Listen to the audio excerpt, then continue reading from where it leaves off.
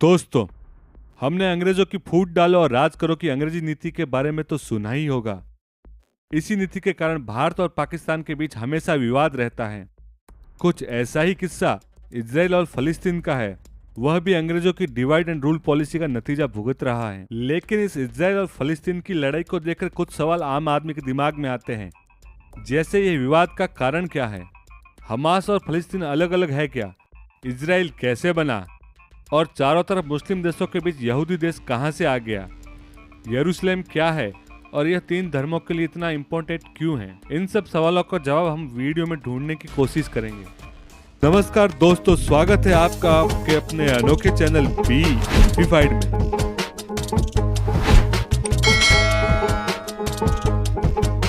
किसी भी विवाद का मूल जानने के लिए उसका इतिहास जानना जरूरी है। देखा जाए तो ये पूरा विवाद यरूशलेम शहर के पुराने हिस्से की जमीन का है, जो लगभग 35 एकड़ की है। यह जमीन यहूदियों और इस्लाम धर्म की मान्यताओं से जुड़ी हुई है तथा ईसा मसीह के जन्म और मृत्यु की मान्यताएं भी इसी जमीन से जुड़ी हुई हैं। सबसे पहले देखते हैं कि इजराइल के यहूदियों के लिए यह जगह क्यों महत्वपूर्ण है। इस जमीन को लेकर यहूदियों की मान्यता है कि उनके ईश्वर ने यही वो मिट्टी बनाई थी जिससे पहले इंसान एडम की रचना हुई। यहूदी धर्म के पैगंबर इब्राहिम की कहानी भी इस जगह से जुड़ी हुई है। इब्राहिम से एक बार ईश्वर ने उनके बेटे की बलि मांगी। वह ईश्वर की बताई जगह पर अपने बेटे इजाक को लेकर पहुंच गए। वह इजाक की बलि देने ही वाले थे कि ईश्वर ने एक फरिश्ता भेजा जो कि एक भेड़ के साथ आया था। इब्राहिम के बेटे इजाक की जगह उस भेड़ की बलि दी गई। यहूदियों के अनुसार वह बलिदान की घटना इसी जगह पर हुई थी। और यहूदी इस जगह को हिब्रू भाषा में हर हवाईयर कहते हैं तथा चर्चित रूप से इंग्लिश में इसे टेम्पल माउंट कहते हैं। इस जगह पर ईसा पूर्व 1000 साल पहले यहूदियों के राजा किंग सोलोमन ने यहाँ एक मंदिर बनाया था। यहूदी इसे फर्स्ट टेम्पल कहते हैं। इस फर्स्ट टेम्पल को बेबीलोन आक्रमणकारियों ने तोड़ दिया था। तकरीबन 5 सदी बाद यहूदियों ने उसी जगह पर दूसरा मंदिर बनाया जिसे यहूदी सेकंड टेम्पल कहते हैं। सन 17 में रोमन्स ने उसे भी तोड़ दिया, लेकिन इस मंदिर की एक दीवार आज भी मौजूद है जिसे वेस्टर्न वॉल कहा जाता है तथा इस दीवार के बाहरी तरफ यहूदी इकट्ठा होकर प्रार्थना करते हैं। अब बात करते हैं इस्लाम धर्म की मान्यता की। मुस्लिम इस जगह को मक्का और मदीना के बाद तीसरी सबसे पवित्र जगह मानते हैं। मुस्लिम इसी जगह को हरम अल शरीफ कहते हैं। उनकी मान्यता है कि सन 621 में पैगंबर मोहम्मद उड़ने वाले घोड़े पर बैठकर इस जगह पर आए थे। यहीं से वो जन्नत गए थे। सन 636 में बेजेंटाइन साम्राज्य को हरा के अरब शासकों ने यरूशलेम पर कब्जा कर लिया। आगे चलकर खलीफाओं ने वहाँ एक भव्य मस्जिद का निर्माण कराया जिसे अल अक्सा मस्जिद कहा जाता है। और इसी मस्जिद के सामने एक गोल्डन गुम्बद वाली इमारत है जिसे डोम ऑफ द रॉक कहा जाता है। मुस्लिम धर्म की मान्यता है कि यरूशलेम में पैगंबर साहब ने जहां पहला पांव रखा था वहीं पर अल अक्सा मस्जिद है तथा जिस चट्टान पर पैर रखकर वो जन्नत गए थे वह जगह डोम ऑफ द रॉक है। इस पूरे परिसर को मुस्लिम हरम अल शरीफ कहते हैं और यहूदी इसे टेम्पल माउंट कहते हैं। विवाद की मुख्य जड़ यही जगह है। हालांकि यरूशलेम ईसाई धर्म के लिए भी बहुत महत्वपूर्ण है, लेकिन वह अपने हिस्से की लड़ाई लड़ चुका है। ईसा मसीह का जन्म भी फलस्तीन के बेथलहम शहर माना जाता है।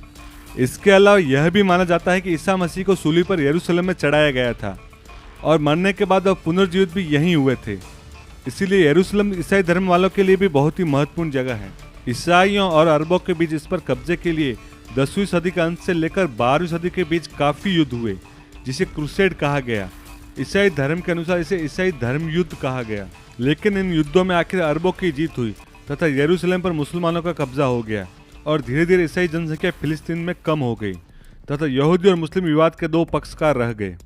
अभी जो ताजा विवाद इजराइल और फिलिस्तीन का है उसके बीच 1948 में ही पड़ गए थे जब इजराइल का गठन शुरू हुआ था।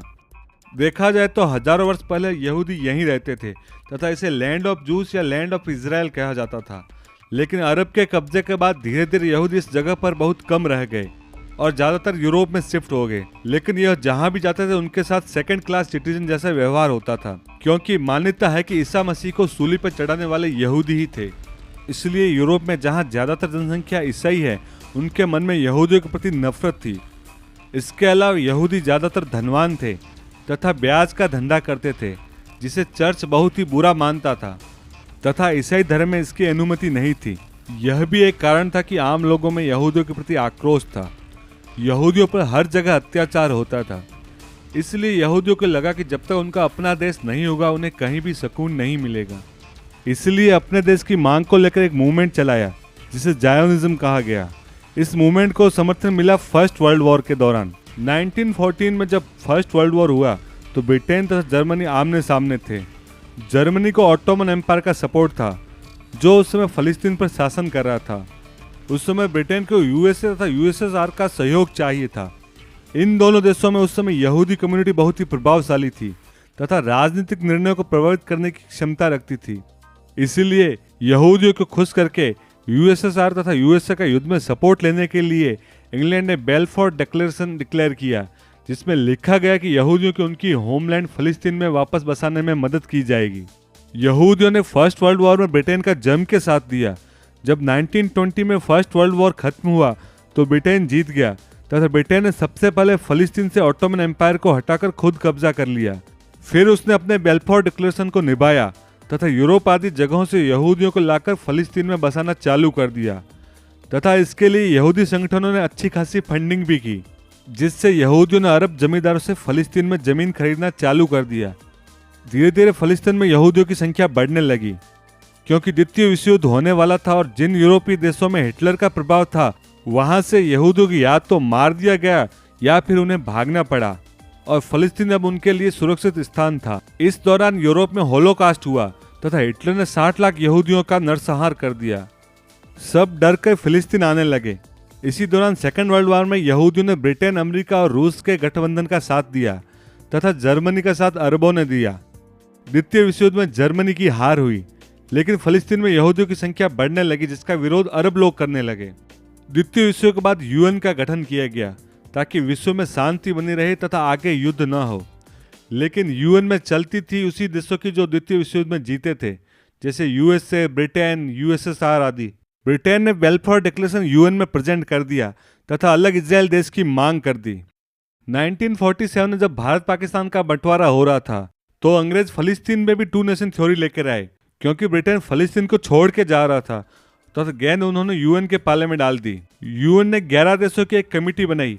कमेटी ने यूएन में प्रस्ताव दिया कि जहां फलस्तीन ज्यादा रहते हैं वहां फलस्तीनी राष्ट्र घोषित कर दिया जाए तथा जहां यहूदी ज्यादा रहते हैं वह इजराइल देश होगा। और जेरूसलम जो 3 धर्मों के लिए बहुत ही पवित्र और महत्वपूर्ण जगह है उसे यूएन द्वारा कंट्रोल किया जाएगा ताकि कोई विवाद ना हो। इस मुद्दे पर यूएन में वोटिंग हुआ। सबने फिलिस्तीन के बंटवारे के पक्ष में वोट दिया। अरब देशों ने इसके खिलाफ वोट दिया। भारत एकमात्र ऐसा गैर मुस्लिम देश था जिसने इस बंटवारे के विरोध में वोट दिया। वैसे विडंबना देखिए कि जिन्होंने भारत में टू नेशन थ्योरी को एक्सेप्ट कर लिया था उन्होंने फलस्तीन के विभाजन की टू नेशन थ्योरी को रिजेक्ट कर दिया था। खैर, हम मुद्दे पे आते हैं।